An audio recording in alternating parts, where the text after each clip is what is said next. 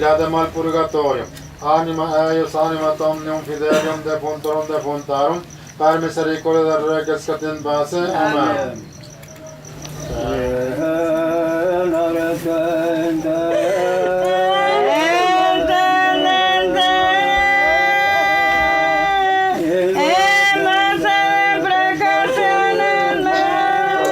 El culto a la vida, si de verdad es profundo y total, es también culto a la muerte. Ambas son inseparables. Una civilización que niega a la muerte acaba por negar a la vida. Desde hace varios siglos, las celebraciones en torno a los muertos han dado lugar a una arquitectura simbólica y ritual que se expresa en una infinidad de obras plásticas y objetos artesanales que se producen en las distintas regiones de México.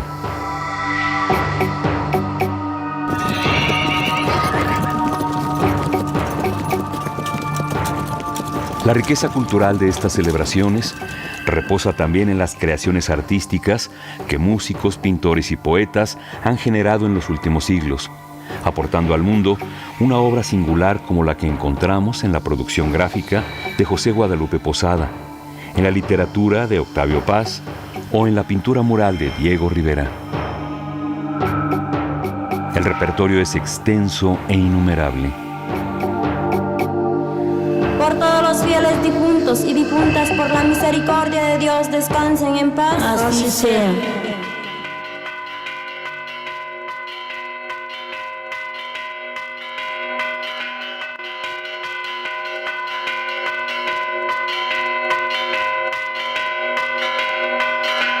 Aunque la fiesta de Día de Muertos es parte de una cultura nacional, su origen y su desarrollo están ligados a las concepciones indígenas que le dieron cabida y promovieron su difusión a lo largo del territorio mexicano.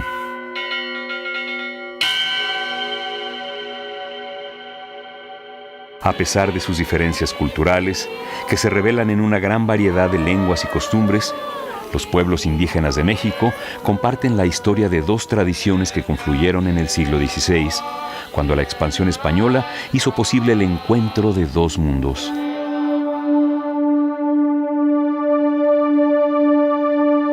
Las correspondencias entre las religiones mesoamericanas y el catolicismo español no se agotaban en el papel que ambas culturas atribuían a sus divinidades.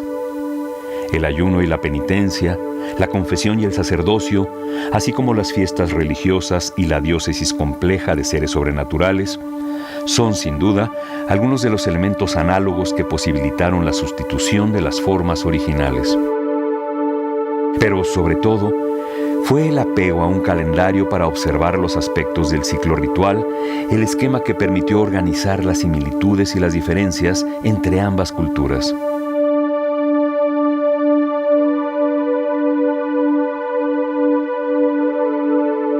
Durante el año, los antiguos mexicanos dedicaban a los muertos 7 festividades de distinta magnitud y solemnidad, una de las cuales coincidía con las fechas de celebración de Todos Santos y Fieles Difuntos en la tradición europea.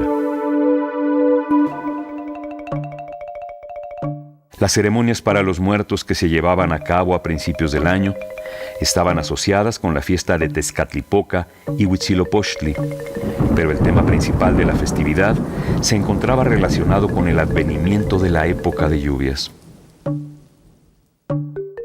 La culminación de la temporada pluvial coincidía en cambio con las ceremonias del mes de Quecholi, cercano a Todos Santos y Fieles Difuntos, cuando, como escribió Fray Diego Durán, hacían unas saetas pequeñas a honra de los difuntos y poníanles sobre las sepulturas, conformadas generalmente por tamales, flores e incienso.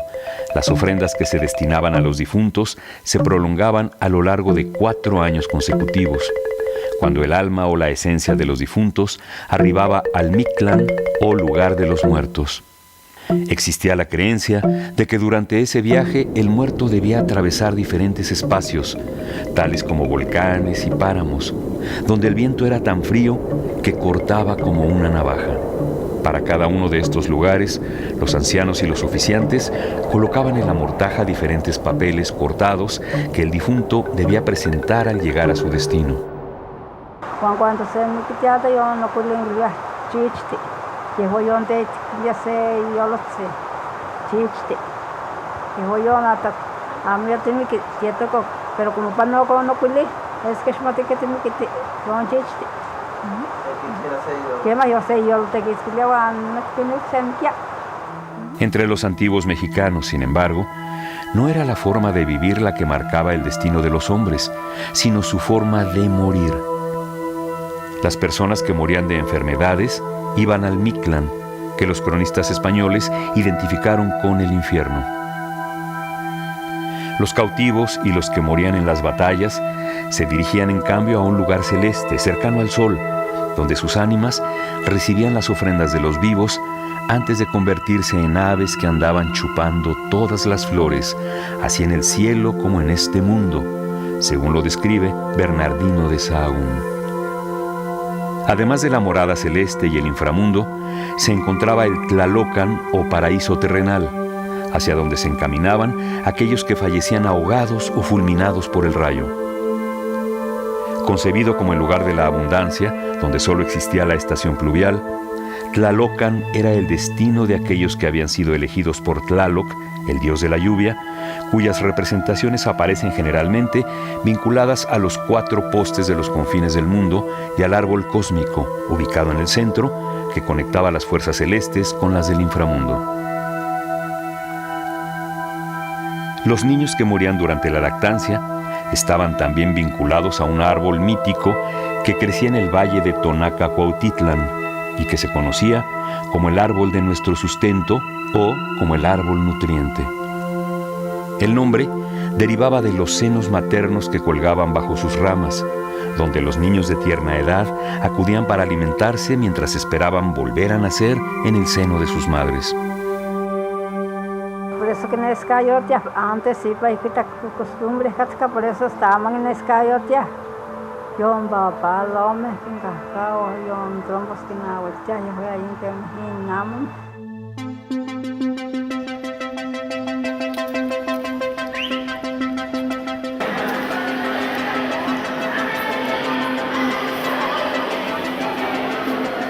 En la escuela de Chichín todos vayan muy contentos, sin pensar que la calaca de ellos se está viendo.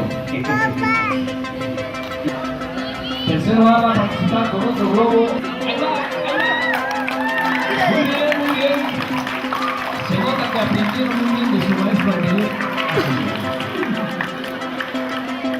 Eso parece que ahora está Chichín con la pinta toda.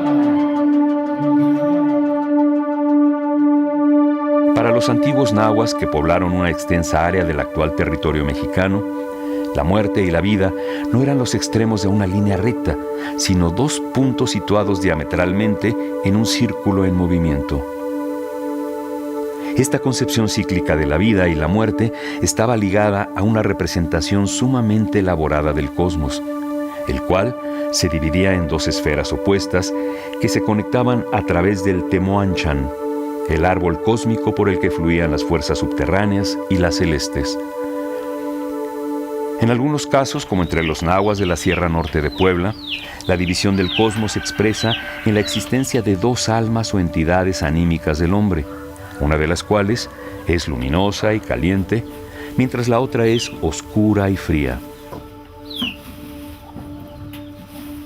La creencia en 2 almas que tienen destinos diferentes es también común entre los tzotziles de Chiapas, quienes piensan que el chulel de un hombre recorre primero el mundo subterráneo para dirigirse más tarde hacia Huinahel, el lugar de los muertos que sigue la ruta del sol.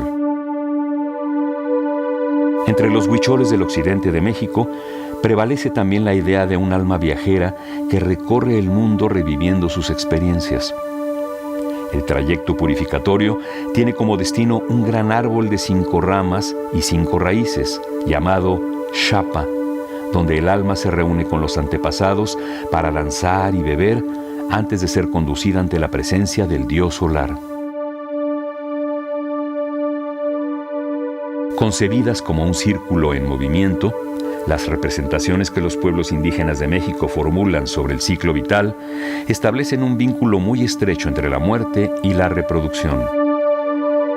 Los otomíes del estado de Hidalgo conservan la creencia de que los huesos de los muertos proporcionan fertilidad a la tierra. Por esta razón se considera que la tierra de los cementerios, los cadáveres y las osamentas regeneran los campos de cultivo. En retribución, los muertos deben ser propiciados en las ceremonias de limpieza y fertilidad de la tierra, pero también convocados durante las fiestas para que se alimenten de las primeras cosechas.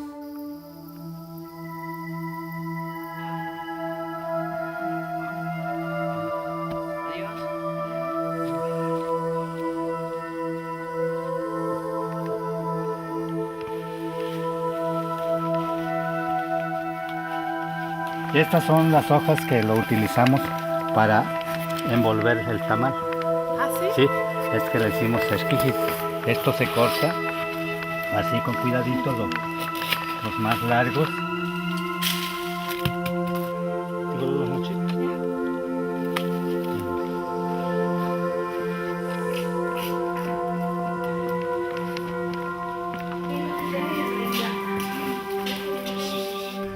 En gran parte de las regiones indígenas de México, la fiesta de Día de Muertos corresponde a la culminación del ciclo agrícola. La cosecha del maíz de temporal se efectúa pocas semanas antes de su celebración. Por ello, es también un festival dedicado a compartir con los ancestros el beneficio de los primeros frutos.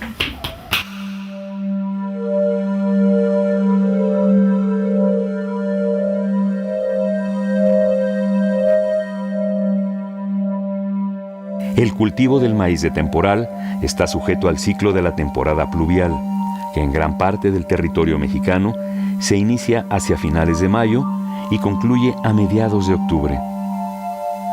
En la época prehispánica, estas temporadas correspondían a las fiestas que se realizaban en los meses de Toxcatl y Quecholi, durante las cuales se ofrendaba a los muertos. Después de la conquista española, quedaron ubicadas entre la celebración de la Santa Cruz, el 3 de mayo, y la fiesta de Todos Santos y Fieles Difuntos. La relación simétrica que se concede a ambas festividades se manifiesta en el carácter frío y subterráneo de la festividad de los muertos frente a la naturaleza cálida y solar de la fiesta de la Santa Cruz. Entre los nahuas de Puebla, la planta tierna del maíz se compara con el niño recién nacido y se piensa que tanto él como su madre están cargados de fuerzas frías. A medida que crece, la persona va adquiriendo calor a través de los servicios que brinda a la comunidad y su muerte se concibe también como una forma de retribución a la tierra. Hacia finales de octubre y principio de noviembre, las comunidades indígenas pasan de un periodo de gran escasez a una época de relativa abundancia. Los graneros se abastecen con las mazorcas del maíz. Los campos se pueblan de pastizales para el ganado y en las tierras de cultivo crecen las flores de Cempalzúchitl, que adornarán los altares domésticos y los cementerios. 24 de junio, se que te pego en la mera India, Todos Santos y Huacuan, se que te Chicago, hasta para semillas, Huatia.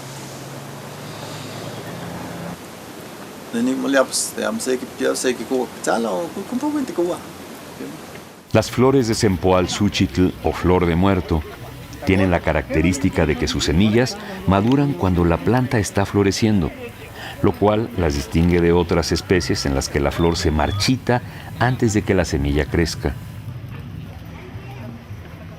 Por esta razón, los nahuas de Cuetzalan les atribuyen la existencia de un tonal, es decir, una fuerza anímica vital que usualmente poseen los hombres. La particularidad de las flores de Cempalzúchitl permite utilizarlas en los ritos mortuorios para representar el cuerpo de los difuntos. Al colocarse por debajo de los altares, en contacto directo con la tierra, las flores de muerto se sitúan en una posición distinta a la de las velas, que representan la parte etérea y celeste de la ofrenda.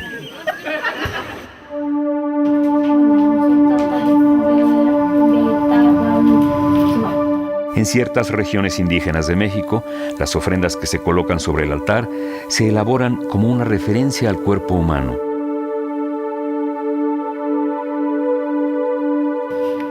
Los nahuas de San Miguel Tzinacapan, en la Sierra Norte de Puebla, estiman que los tamales de carne que se preparan para esta ocasión simbolizan el cadáver de los difuntos. Los tamales que se elaboran con ixtamal, mole negro y carne representan el cuerpo, la sangre y el alma. La hoja es la caja La caja. y masa. la masa es la carne y la carne es el corazón. Sí. Y el mole es la sangre. Otros ingredientes culinarios pueden simbolizar los fluidos corporales, como es el caso del pipan, con que se aderezan algunas especies de tamales.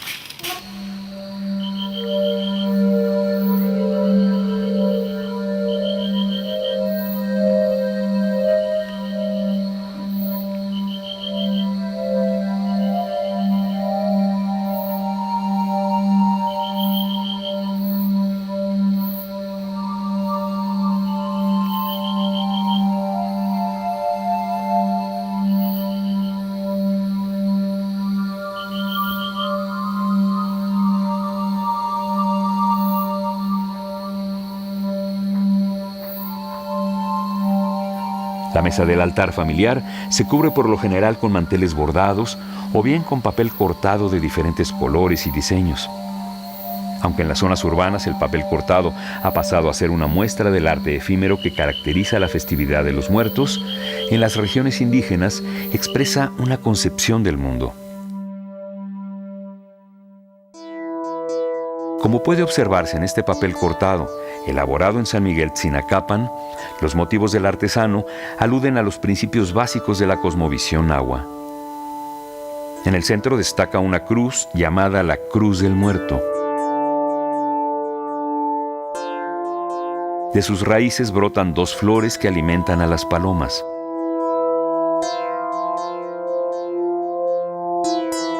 En la parte inferior, que representa el cadáver en su ataúd, se exhibe un cráneo humano invertido que muestra la frente, los ojos y la boca abierta.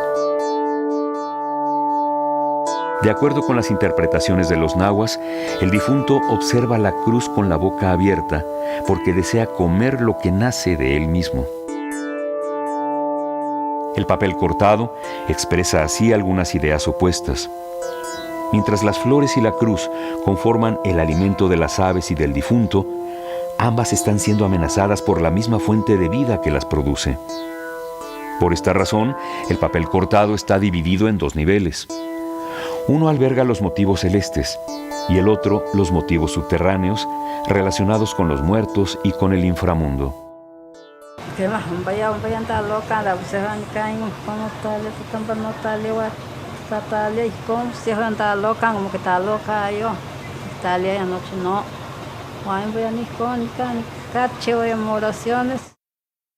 La estructura de los altares de muertos no es ajena a esta cosmovisión.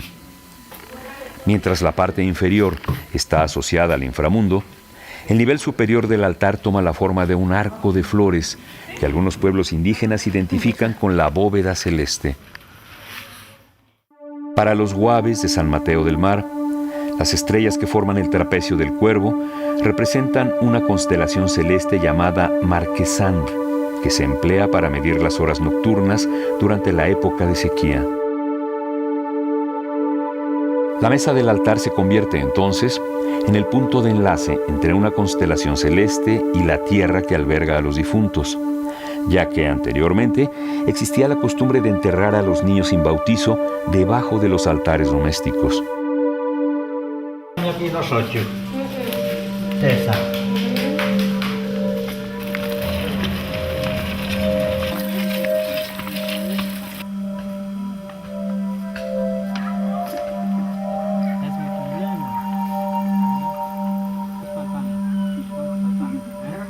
La significación de los altares solo se percibe plenamente cuando se observan las tumbas de los cementerios, cuyas superficies se adornan con los mismos materiales.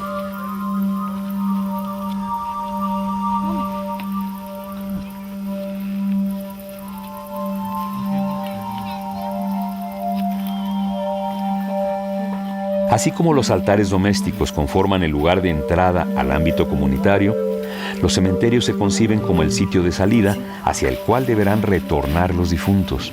Es por ello que se suele trazar entre ambos espacios un camino de flores de Cempoalzúchitl, conocido como el Camino de los Muertos. Es la ruta indicada entre el cementerio y la comunidad. En la mayoría de las zonas indígenas de México, los primeros días de noviembre son los más relevantes y significativos de la celebración.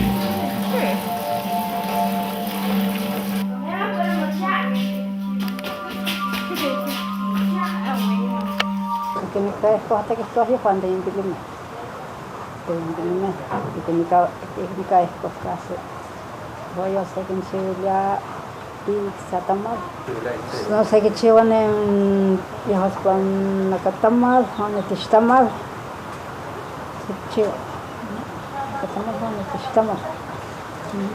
No sé qué darle la mesa. Las diferencias de edad y condición no solo se distinguen por los días de celebración. En el espacio del cementerio, los difuntos también se distribuyen en diferentes puntos.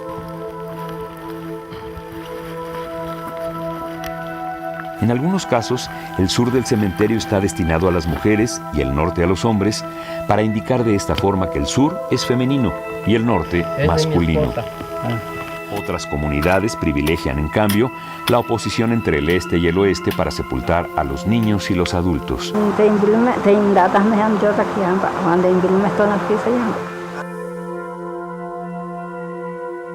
Durante los días de la fiesta, las ofrendas alimentarias siguen un circuito de donaciones que inicia con los difuntos y culmina con los miembros de la comunidad.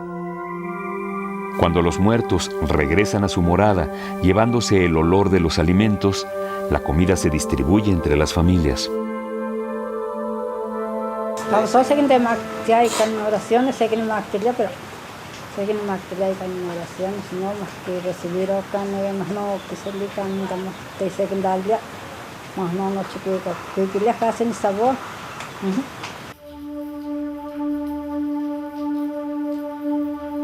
Al referirse a las fiestas que los antiguos mexicanos dedicaban a los muertos, Fray Bernardino de Sahagún nos dejó escrito que comían tamales por todos los pueblos y en todas las casas, convidándose los unos a los otros. Desde los tiempos prehispánicos hasta la actualidad, las celebraciones de los muertos han incluido un principio de reciprocidad. Como vínculo ceremonial entre los hombres y sus antepasados, constituyen el momento más propicio del año para reunir a las comunidades reales, pero también a las comunidades imaginadas. Tantos ánimas benditos, abuelita, hermanitos, no jefe, no masita, ashkan, pala, techo. Visitaroco. Hace poco ratito, no te que ni, pues ni candidato que, no me candidato, y más de chita cogia, y ganoche, ni guaditi, y tengo, seta, si se hace, ti guaditi, ti que nacete, que mandito tenti hueli que, tenti gasgue, porque amo tiweli, amo tictemos más, cani guada.